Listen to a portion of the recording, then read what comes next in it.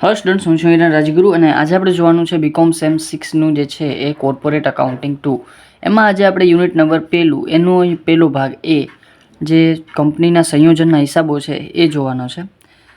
તો આજે આપણે એમાં એપ્રિલ 2024માં પૂછાયેલો બીજો દાખલો જોવાનો છે. શું કહેવા માગે છે તો કે રિદ્ધિ અને સિદ્ધિ લિમિટેડના 12/2023ના રોજના પાકા સરવાયા નીચે મુજબ હતા. જવાબદારી રિદ્ધિ સિદ્ધિ લિમિટેડ માટે આપ્યું છે. ઇક્વિટી શેર 10નો પૂર્ણ ભરપાઈ છે. જામીનગીરી પ્રીમિયમ 16%ના ડિબેન્ચર્સ, 15%ના ડિબેન્ચર્સ અને લેણદારો. મિલકતો બાજુ પાઘડી, જમીન, મકાન, મશીનરી, સ્ટોક, દેવાદારો, લેણી, હુંડી, રોકડ બેંક અને નફા નુકસાન ખાતું આપ્યું છે. બંને કંપનીઓએ નક્કી કર્યું કે તારીખ 1/1/2024ના રોજ બંને કંપનીઓનું સંયોજન કરવું અને કંપની ગણેશ લિમિટેડની સ્થાપના કરવી, જેની સત્તાવાર મૂડી દરેક ₹10નો 1 એવે 3 લાખ ઇક્વિટી શેરમાં વહેંચાયેલી છે. બરાબર છે. ખરીદ કિંમત નીચે મુજબ નક્કી કરવામાં આવી હતી.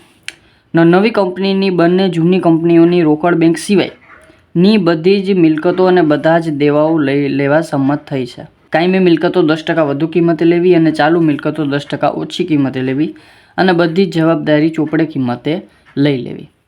રિદ્ધિ લિમિટેડના 5 શેરના બદલામાં નવી કંપની 4 શેર દરેક ₹10નો તેવા પૂર્ણ ભરપાઈ ગણી આપવા અને સિદ્ધિ લિમિટેડના 5 શેરના બદલામાં 4 નવી કંપનીના 6 શેર દરેક ₹10નો તેવા પૂર્ણ ભરપાઈ થયેલા આપશે.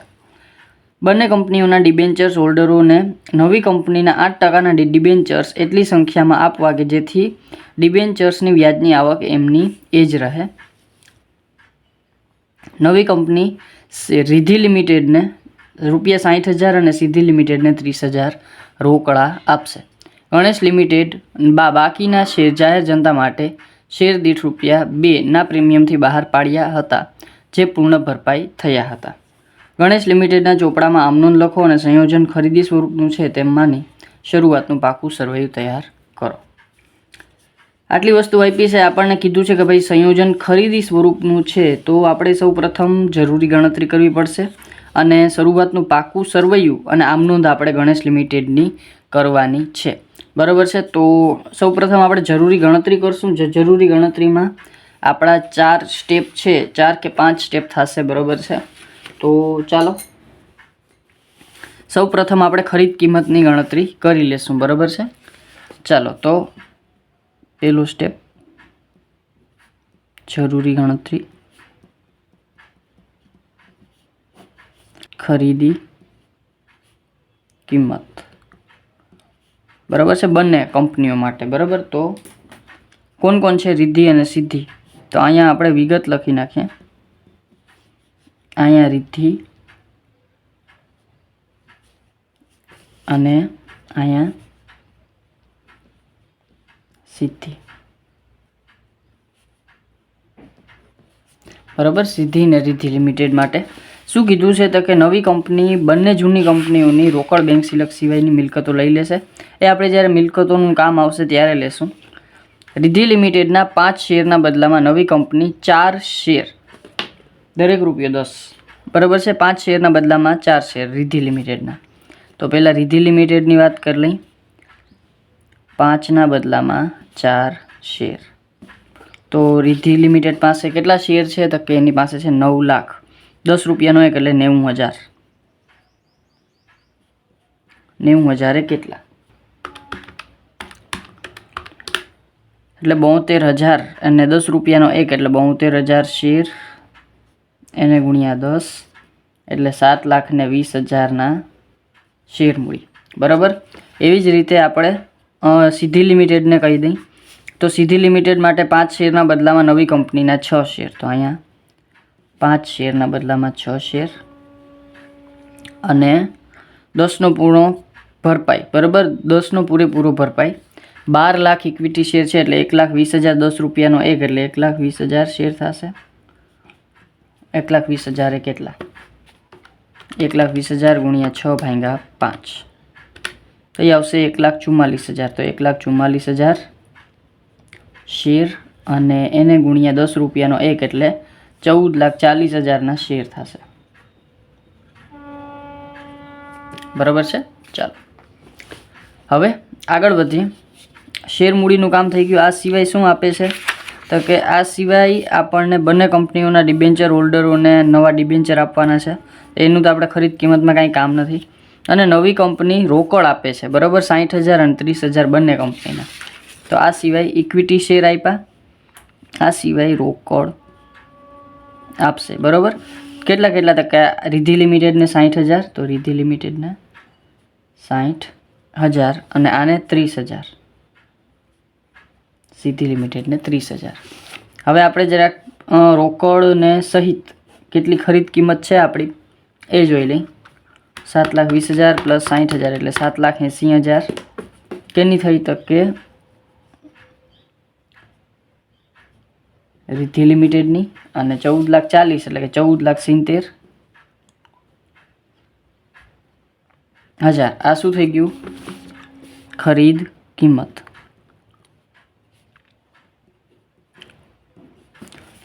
ચાલો, રિદ્ધિ અને સિદ્ધિ લિમિટેડની ખરીદ કિંમત થઈ ગઈ. હજી આપણે જે છે એ શું કરવું પડશે? તો કે ખરીદ સ્વરૂપનું છે, બરાબર. આ વસ્તુ યાદ રાખવાની છે.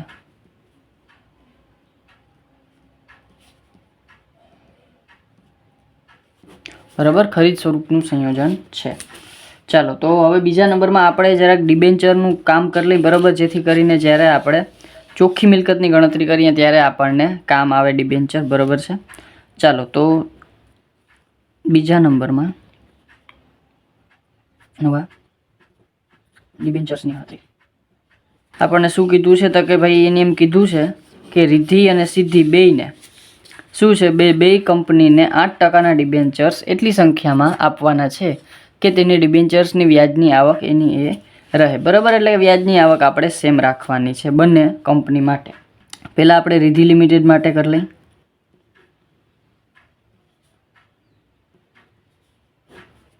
બરાબર, તો હાલની વ્યાજની રકમ કેટલી છે એની? તો કે 1,20,000ના 16%, 19,200, બરાબર. એટલે કે 19,200 16% કરીએ એટલે હાલની વ્યાજની રકમ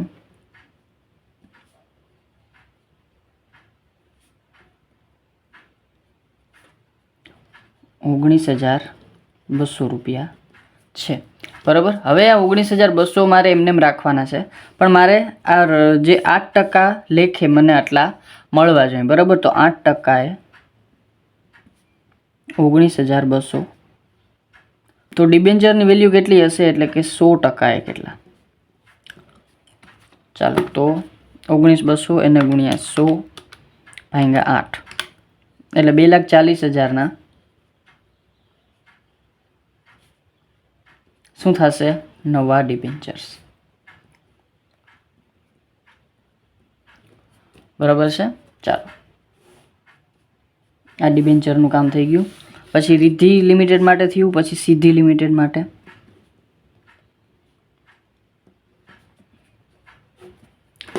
તો હાલની વ્યાજની રકમ કેટલી થશે?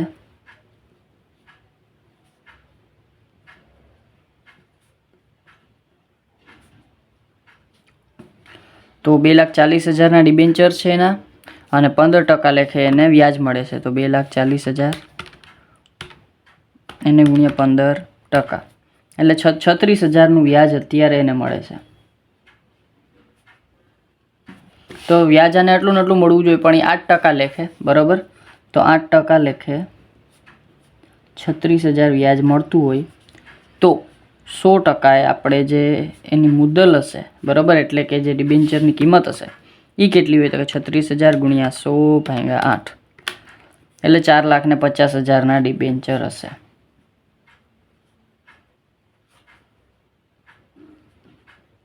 નવી કંપનીના ડિબેન્ચર અથવા તો નવા ડિબેન્ચર, બરાબર છે.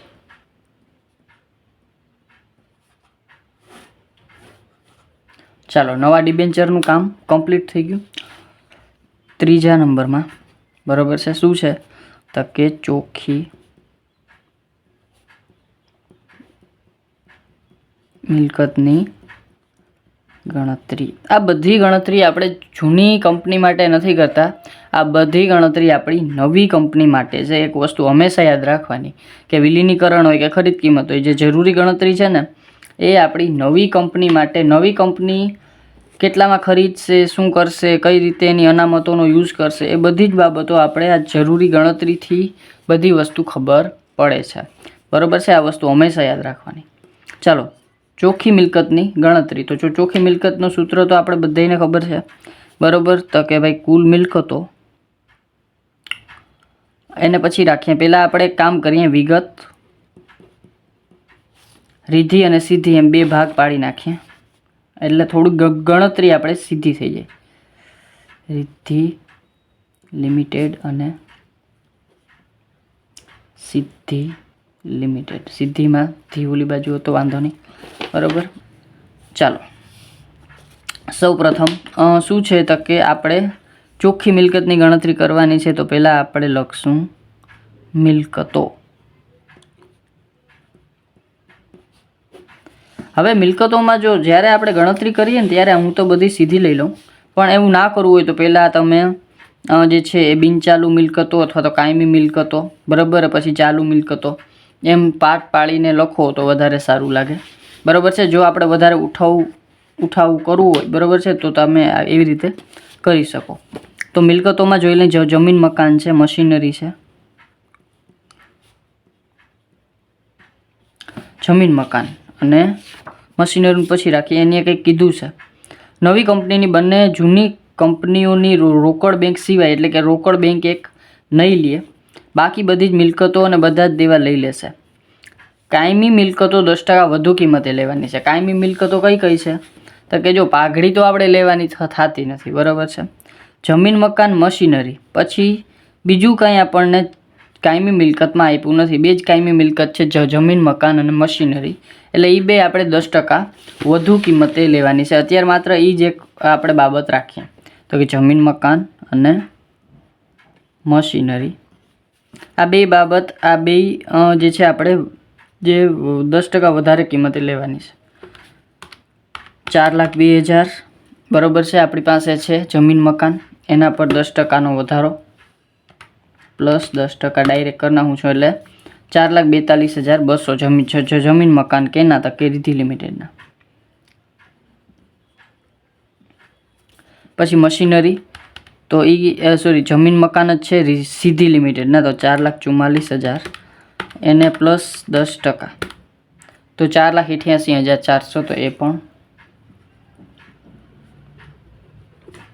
લખી નાખ્યા. પછી મશીનરી ઉપર આવેલા છે 3,18,000 પ્લસ 10%, એટલે 3,49,800. અને આની ગણતરી તમે અહીંયા લખી શકો છો, બરોબર છે કે ભાઈ પ્લસ 10% કરી અને આપણે મૂક્યા છે 5,16,000 મશીનરી સીધી લિમિટેડના પ્લસ 10%, એટલે 5,67,600. ચાલો, કાયમી મિલકતનું કામ થયું. પછી એને એમ કીધું છે કે ભાઈ જે ક્યાં ગયું, ચાલુ મિલકતો છે ને 10% ઓછી કિંમતે લેવાની છે. તો પહેલાં હવે ચાલુ મિલકતોમાં શું શું છે તો કે સ્ટોક, દેવાદારો અને લેણી હુંડી. રોકડ બેંક આપણે લેતા નથી, અને નફા નુકસાન ખાતું છે એ તો નફો છે, એને લેવાનો થતો નથી. ચાલો, તો પહેલાં આવશે સ્ટોક, દેવાદારો અને લેણી હુંડી. આ 3 લેવાના છે. તો સ્ટોક, દેવાદારો અને લેણી હુંડી, બરાબર. ત્રણેય 10% ઓછી કિંમતે બંને માટે. તો 1,50,000 એમાંથી 10% ઓછા કરીએ એટલે 1,35,000. તો સ્ટોક આવશે રીધી લિમિટેડ માટે 1,35,000 અને 2,16,000 છે સીધી લિમિટેડનો, એમાંથી 10% ઓછા એટલે 1,94,400. પછી દેવાદારો છે, તો દેવાદારો 96,000 માં 10% ઓછા એટલે 86,400. અને આમાં 1,68,000 એમાંથી 10% ઓછા એટલે 1,51,200. અને લેણી ઊંડીમાં આપણે જોઈએ તો લેણી ઊંડી 54,000 એમાં 10% ઓછા એટલે 43,600. અને 96,000 એમાં 10% ઓછા 86,400. આપણે થઈ ગઈ મિલકતોનું કામ, બરાબર છે. તો મિલકતોનું કામ નીકળી ગયું. તો અહીંયા આપણે લખશું કુલ મિલકતો.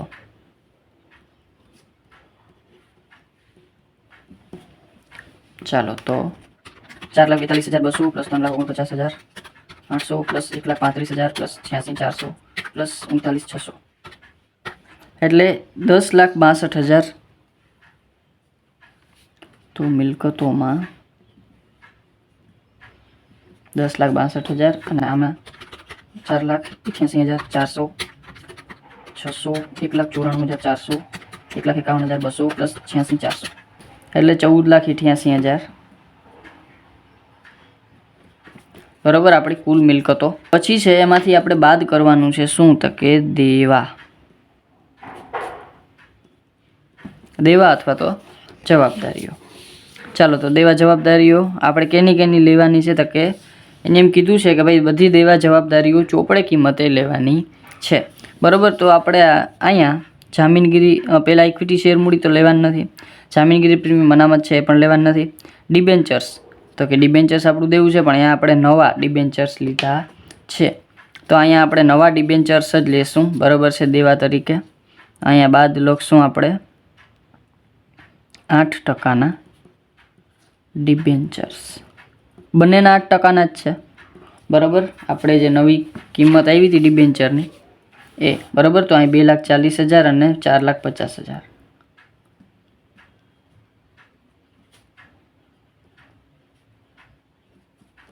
ચાલો પછી છે લેણદારો. તો લેણદારો પણ કેટલા છે? તો કે 1,02,000 અને 1,68,000.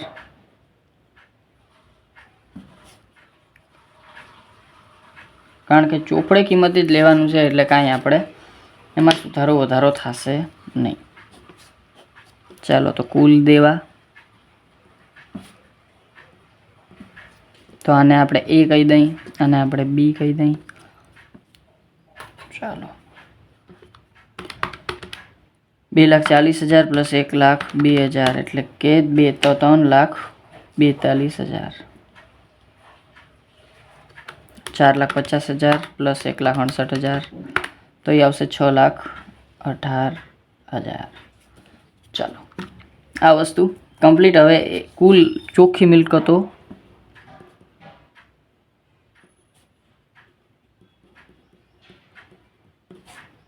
એમાંથી બી આપણે માઇનસ કરશું.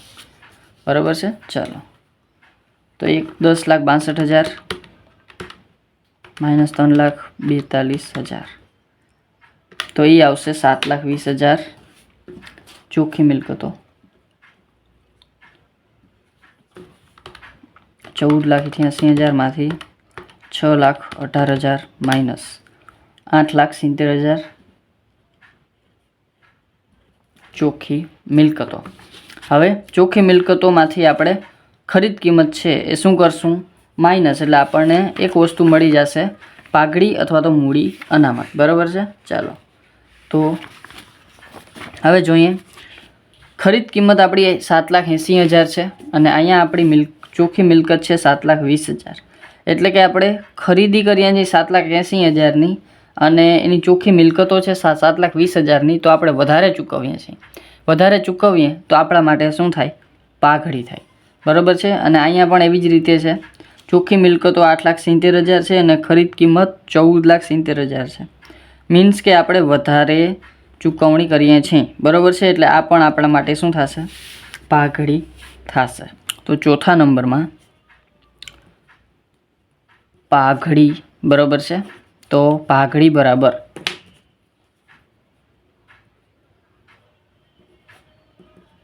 શું થશે? તો કે ખરીદ કિંમત માઇનસ ચોખ્ખી મિલકત. ચાલો તો શું છે ખરીદ કિંમત મારી પાસે બંનેની? તો કે 7,80,000 બંને માટે લઈ લઈએ. પહેલાં આપણે રિદ્ધિ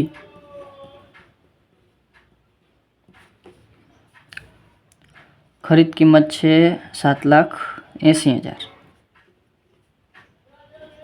ચોખ્ખી મિલકત છે 7,20,000. તો એ આવી જશે પાઘડી આપણી પાસે 60,000. એવી જ રીતે સિદ્ધિ લિમિટેડ માટે શું થાય? તો કે ખરીદ કિંમત કેટલી છે? તો કે ખરીદ કિંમત છે મારી પાસે 14,70,000. અને 8,70,000 છે એ શું છે મારી પાસે? ચોખ્ખી મિલકત. તો આને જરાક આપણે 14,70,000 માંથી 8,70,000 માઇનસ એટલે 6 લાખ. આ શું આવ્યું મારી પાસે? તો કે બંનેની પાઘડી, એટલે કુલ પાઘડીની કિંમત કેટલી થઈ જાય? 6,60,000, જે આપણે પાકા સરવૈયામાં બતાવવી પડશે. બરાબર. ચાલો, પાઘડી સુધીનું કામ કમ્પ્લીટ થઈ ગયું. હવે આપણે શું કરવાનું છે? તો કે હવે આપણે છે એ જરૂરી ગણતરી મોટા ભાગની થઈ ગઈ છે. હવે આપણે પેલું કામ કરી લઈએ. શું? તો કે ગણેશ લિમિટેડના ચોપડે જે આમનોંધ લખવાની છે, પહેલાં આપણે એ લખી લઈએ. બરાબર છે. ગણેશ લિમિટેડના ચોપડે આમનોંધ. ચાલો, તો એના માટે મેં ઓલરેડી ખાતા બનાવી લીધા છે. બરાબર છે. ચાલો, ગણેશ લિમિટેડના ચોપડામાં આમનોંધ મોટા ભાગે નવી કંપની છે, 7 આમનોંધ થશે. બરાબર, 6 થી 7 આમનોંધ થાય. બરાબર છે. તો પેલી આમનોંધ શું થશે? તો કે જે આપણે ખરીદી કરીએ, બરાબર, તો પહેલાં એની નોંધ કરવી પડે. કંપનીની ખરીદી કિંમતની નોંધ તેના લિક્વિડેટર ખાતે કરતા. લિક્વિડેટર શું છે? તો કે લિક્વિડેટર એટલે જે ફડચામાં લઈ જતો હોય કંપનીને, એ લિક્વિડેટર ખાતે લઈ જતા અથવા તો લિક્વિડેટરને ચૂકવણીની અંગે નોંધ કરતા. ખાલી અત્યારે આપણે નોંધ જ કરીએ છીએ. બરાબર, લિક્વિડેટરનું તો ખાલી નામ છે, આપણે માત્ર ખરીદીની નોંધ કરીએ છીએ. બરાબર છે. શું લખશું? તો કે ખરીદ ખાતે ઉધાર.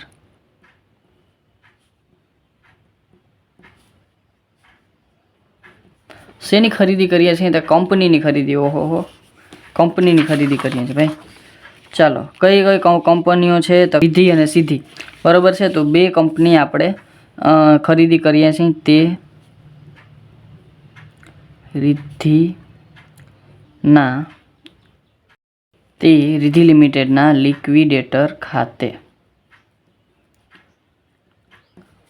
બરાબર, ખરીદ ખાતે ઉધાર તે રિદ્ધિ લિમિટેડના લિક્વિડેટર ખાતે. ચાલો, તો ખરીદ કિંમત છે 7,80,000 અને બીજી કંપની છે સિદ્ધિ લિમિટેડ.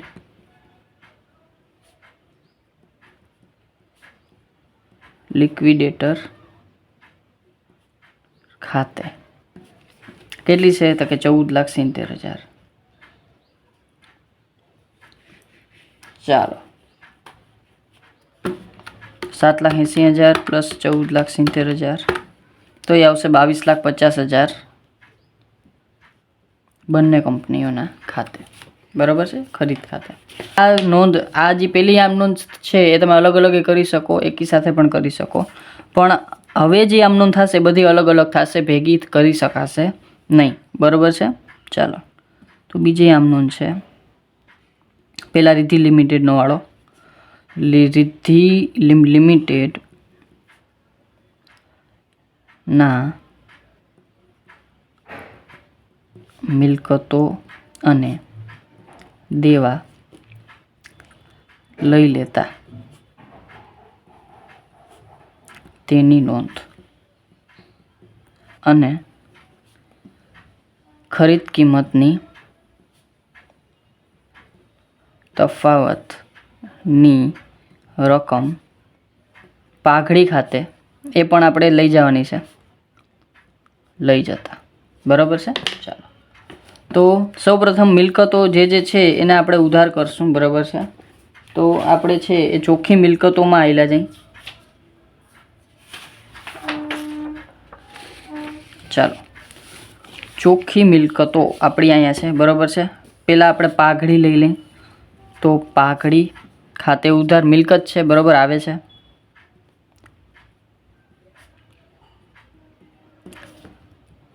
પાઘડી ખાતે ઉધાર. પછી તો પહેલાં આપણે રિદ્ધિ લિમિટેડનું જ વાત કરી લઈએ તો 60,000. બરાબર, પણ આ છે એ શું છે? તો કે આપણા માટે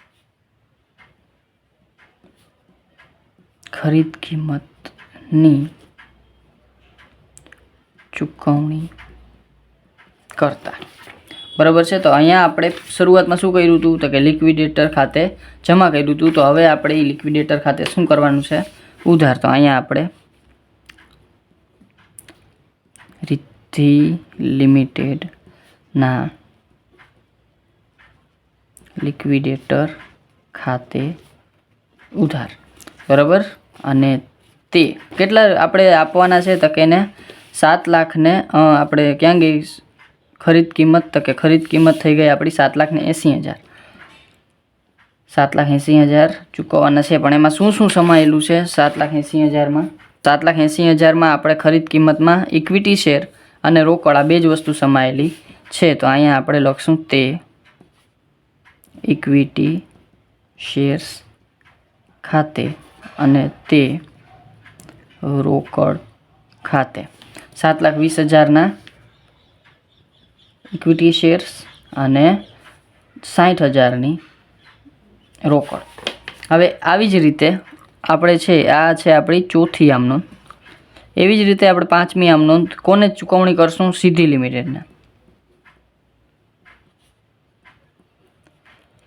લિમિટેડના લિક્વિડેટરને ખરીદ કિંમતની ચૂકવણી કરતા. ચાલો તો અહીંયા આપણે લખશું સિદ્ધિ લિમિટેડના લિક્વિડેટર ખાતે ઉધાર. અને તે કોના ખાતે થશે? તો કે શું શું આપીએ છીએ આપણે? તો કે આને ઇક્વિટી શેર અને રોકડ બે જ આપીએ છીએ. તે ઇક્વિટી શેર મૂડી આપીએ. બરાબર. તો શેર મૂડી ખાતે અને તે રોકડ ખાતે. કેટલા આપીએ છીએ? તો કે ટોટલ 14,70,000. તો ઉધાર થશે 14,70,000. એમાંથી ઇક્વિટી શેર છે આપણા 14,40,000ના અને 30,000ની રોકડ છે. બરાબર છે. ચાલો આ વસ્તુ થઈ ગઈ ક્લિયર. બરાબર છે. હવે છેલ્લી એક આમ નોંધ કરવાની છે આપણે. શું? તો કે હવે આપણે જુઓ આમ ચૂકવણી થઈ ગઈ છે. બરાબર છે. અને નોંધી થઈ ગઈ છે. હવે આપણે એક વસ્તુ બાકી છે. જુઓ અહીંયા ગણેશ લિમિટેડ બાકીના શેર જાહેર જનતા માટે શેર દીઠ ₹2ના પ્રીમિયમથી બહાર પાડ્યા હતા. બરાબર છે. અને જે પૂર્ણ ભરપાઈ થયા. હવે એની શું કર્યું છે? તો કે બાકીના શેર જાહેર જનતા સમક્ષ રજૂ કર્યા છે, બહાર પાડ્યા છે. બરાબર. તો એની જરૂરી ગણતરી હું અહીંયા સમજાવી દઉં છું. તો 5મા નંબરની ગણતરી થશે આપણી. બરાબર છે. તો કે નવા શેર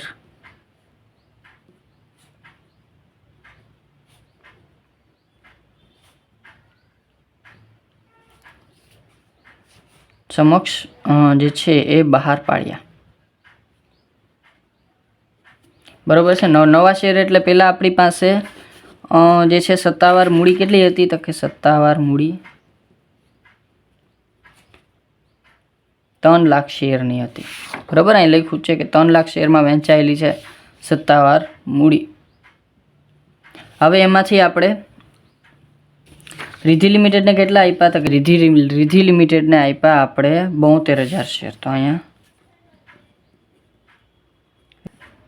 72,000 શેર આપ્યા. અને સિદ્ધિ લિમિટેડને આપ્યા આપણે 1,44,000. તો બાકીના કેટલા વધશે? તો કે 1,44,000.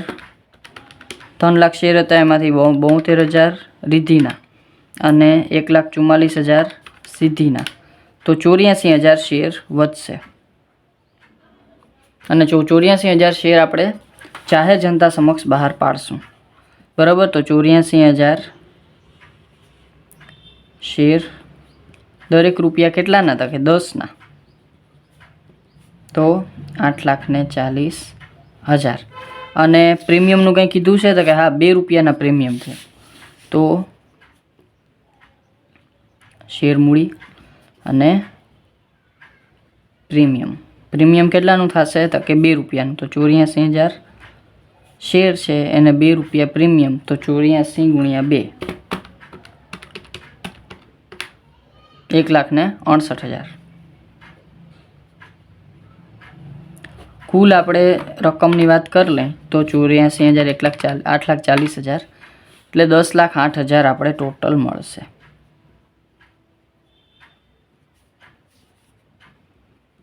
કુલ પ્રીમિયમ સહિતની રકમ. બરાબર છે.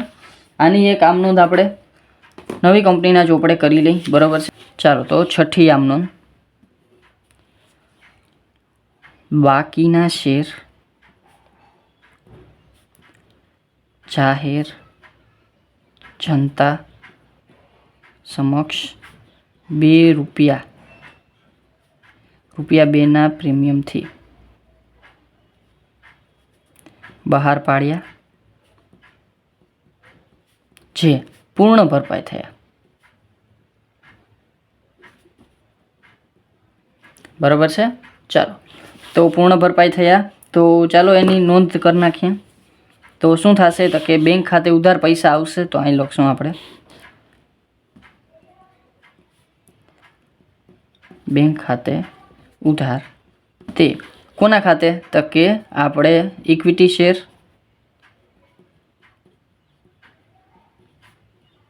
મૂડી ખાતે. કેટલા તો કે અહીંયા પેલા આવશે કેટલા તો કે 10,08,000 અને ઇક્વિટી શેર કેટલા છે તો કે 8,40,000 અને તે શેર પ્રીમિયમ ખાતે 1,68,000. બરાબર છે. ચાલો બસ આ થઈ ગયા આપણા જે 6-7 આમનોંધ મેં તમને કીધી હતી. આમ 6 છે અને અહીંયા જો તમે આ આમનોંધ અલગ કરો, બરાબર છે, તો તમારે 7 આમનોંધ થશે. બરાબર. ચાલો તો આ થઈ ગઈ આમનોંધ. હવે આપણે એક લાસ્ટ કામ બાકી છે, એ છે પાકું સરવૈયું બનાવવાનું. તો ગણેશ લિમિટેડનું સંયોજન બાદનું પાકું સરવૈયું. તો પહેલાં આપણે એમાં પહેલો ભાગ છે ઇક્વિટી અને દેવા અથવા જવાબદારીઓ. એમાં પહેલું આવશે શેર હોલ્ડરોના ભંડોળો અને એમાં પેલો ભાગ આવશે આપણો શેર મૂડી. ચાલો તો શેર મૂડીમાં કઈ કઈ શેર મૂડી આવશે તો કે પહેલાં તો આપણે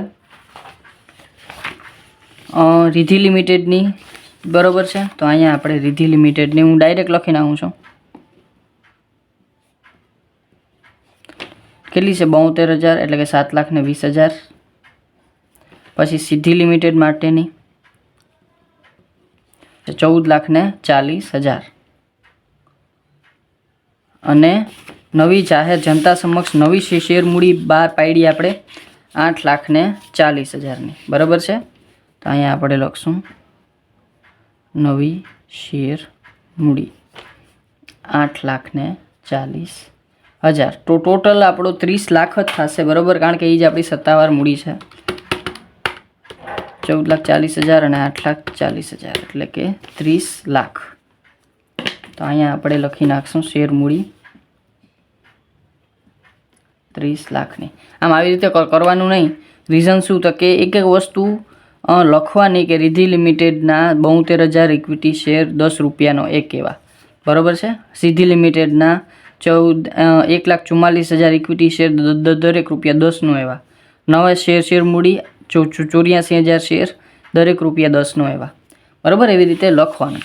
બરાબર. પણ અહીંયા તો આપણે ફટાફટ છે એ થઈ જાય એટલે આપણે કરીએ છીએ. બરાબર. સર એક્ઝામમાં ફટાફટ જ કરવાનું હોય, પણ એક્ઝામમાં આપણે છે એ થોડોક ઉઠાવ કરવો જરૂરી છે. ચાલો પહેલા નંબરનું કામ થઈ ગયું. પછી છે અનામત અને વધારો.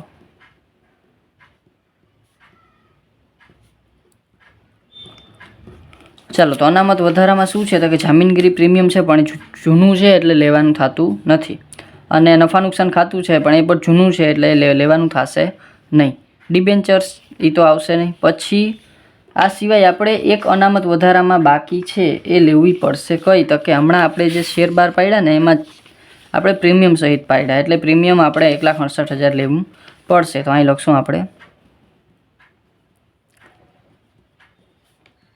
જામીનગીરી પ્રીમિયમ જે 1,68,000 આવ્યું એ આપણે અહીં લખી નાખશું અને એ જ આપણે બહાર મૂકી દઈશું કારણ કે આ સિવાય અનામત વધારામાં બીજું કાંઈ આવશે નહીં. ચાલો પછી છે શેર હોલ્ડરનો ભંડોળો થઈ ગયા તો બીજા નંબરમાં આવશે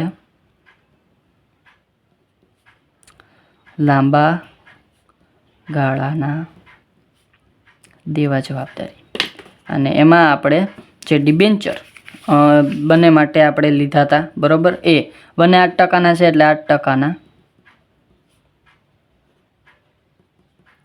ડિબેન્ચર્સ બરાબર છે 4,50,000 અને 2,40,000 ટોટલ કરી અને બહાર મૂકી દઈ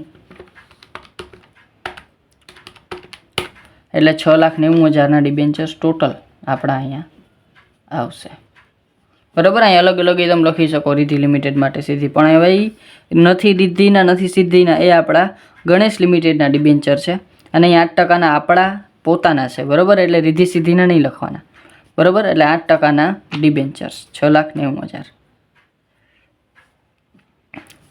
પછી છે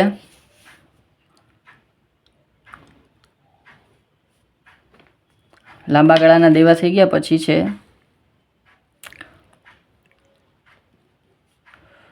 ટૂંકા ગાળાના દેવા અથવા તો ચાલુ દેવા. ચાલો તો ચાલુ દેવામાં શું છે આપણી પાસે તો કે ચાલુ દેવામાં આપણી પાસે લેણદારો છે બસ બીજું કાંઈ નથી બરાબર છે. તો અહીં લખશું ચાલુ દેવામાં લેણદારો 1,02,000 અને 1,68,000 ટોટલ જ કરી અને બહાર મૂકી દઈ એટલે 2,70,000 ટોટલ. આ બંનેના ટોટલ આપણે બહાર મૂકી દઈએ 6,90,000 2,70,000. ચાલો મિલકતો બાજુ આવેલા જાય મિલકતોનું કામ કરી લઈ.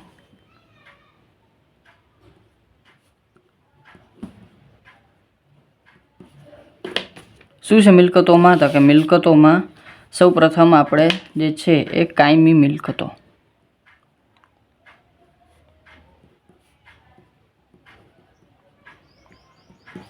બરાબર છે અને કાયમી મિલકતોમાં પેલું છે દ્રશ્ય મિલકતો. હવે આના માટે આપણે આપણી જરૂરી ગણતરી જે આપણે લીધી હતી એ કરી લઈ બરાબર છે. ચાલો તો દ્રશ્ય મિલકતોમાં શું શું આવશે તો કે જમીન મકાન અને મશીનરી.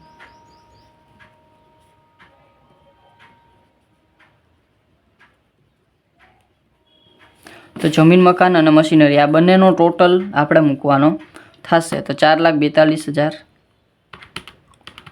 પ્લસ 4,88,400 એટલે 9,30,600 જમીન મકાન. મશીનરી 3,49,800 પ્લસ 5,67,600 તો એ થઈ જશે 9,17,400. ચાલો તો દ્રશ્ય મિલકતોનું કામ થઈ ગયું પછી એને આપણે બહાર મૂકી દઈ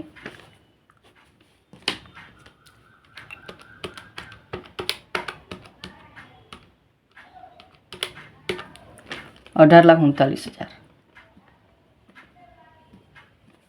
પછી છે દ્રશ્ય મિલકતોનું કામ થઈ ગયું પછી છે અદ્રશ્ય મિલકતો.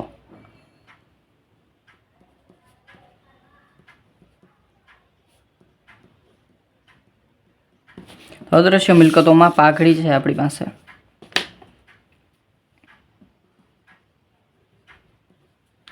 6,60,000ની. ચાલો આ સિવાય પાઘડી સિવાય આપણે બીજું કાંઈ નથી. આપણે વાત થઈ હતી પાકા સરવૈયામાં લખવાની બરાબર છે. ચાલો પછી છે પાઘડી થઈ ગયું પછી કાયમી મિલકતોનું કામ થઈ ગયું પછી છે ચાલુ મિલકતો આ સિવાય રોકાણો બીજું કાંઈ નથી.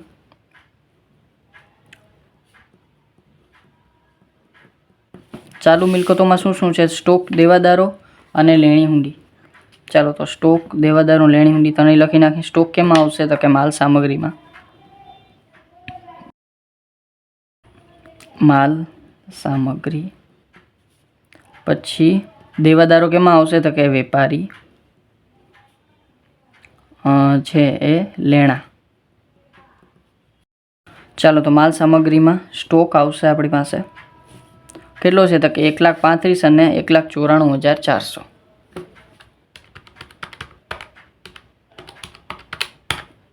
$3,29,400. પછી વેપારી લેણામાં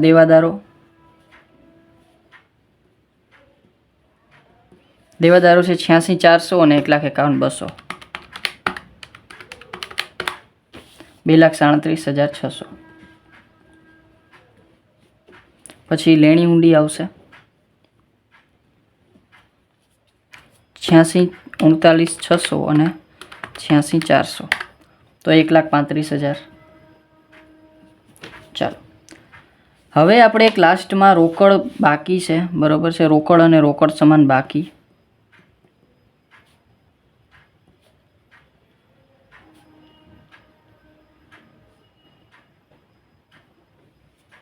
તો એમાં આપણે રોકડ સિલક અથવા તો બેંક સિલક જે તમે લખો એ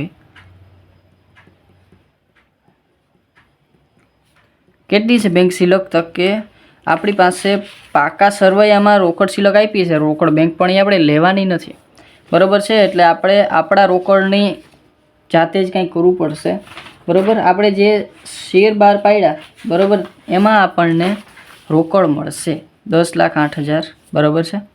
તો એ આપણે જ્યારે મળે ત્યારે 10,08,000 બેંક ખાતે આપણી પાસે આવશે બરાબર. આપણે આમ નોંધી લખી હતી બરાબર. તો બેંક ખાતે ઉધાર એટલે કે બેંક ખાતે આવ્યા 10,08,000. એમાંથી આપણે ખરીદ કિંમત પેટે 60,000 અને 30,000 આ બંનેને ચૂકવ્યા.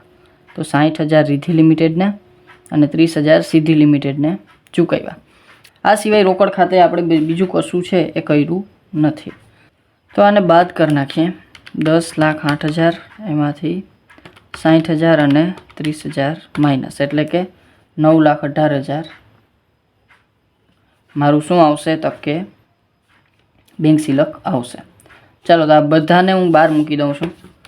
3,29,400 2,37,600 1,35,000 અને 9,18,000 એટલે એ આવશે 16,20,000.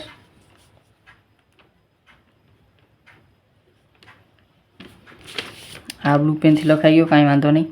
હવે કુલ મિલકતો એટલે કે કુલ દેવા પહેલાં કુલ દેવાની વાત કરી લઈ તો 30 લાખ 1,68,000 6,90,000 અને 2,70,000 એટલે 41,28,000. આની વાત કરી લઈ તો 18,39,000 6,60,000 અને 16,20,000 તો 41,28,000 આવશે કુલ મિલકતો બરાબર છે. ચાલો તો આ થઈ ગયો આપણો 2000 ને કેટલામાં તક કે 24માં પૂછાઈ ગયેલો દાખલો બરાબર છે. છતાં તમને કાંઈ પણ જાતનો ડાઉટ છે એ રહી જતો હોય બરાબર તો મને કોમેન્ટમાં પૂછી લેજો અને આ પ્રકારના सम्सની પ્રેક્ટિસ કરજો. આમ તો આવડો મોટો સમ નહીં આવે પણ છતાંય કટકા આપણને આવડતા હોય તો આપણે કંઈક મોટું કરી શકીએ બરાબર છે. જો મોટા દાખલાની પ્રેક્ટિસ કરશું તો નાના દાખલા આપણને ઓટોમેટિકલી આવડી જવાના છે બરાબર છે. છતાં તમને કાંઈ ના સમજે તો મને પૂછી લેજો અને વિડીયો ગમે તમને ખબર જ છે. લાઇક શેર સબસ્ક્રાઈબ જરૂરથી કરી નાખો જેથી કરીને આવતા વિડીયોઝ સરળતાથી મળતા રહે. Thank you.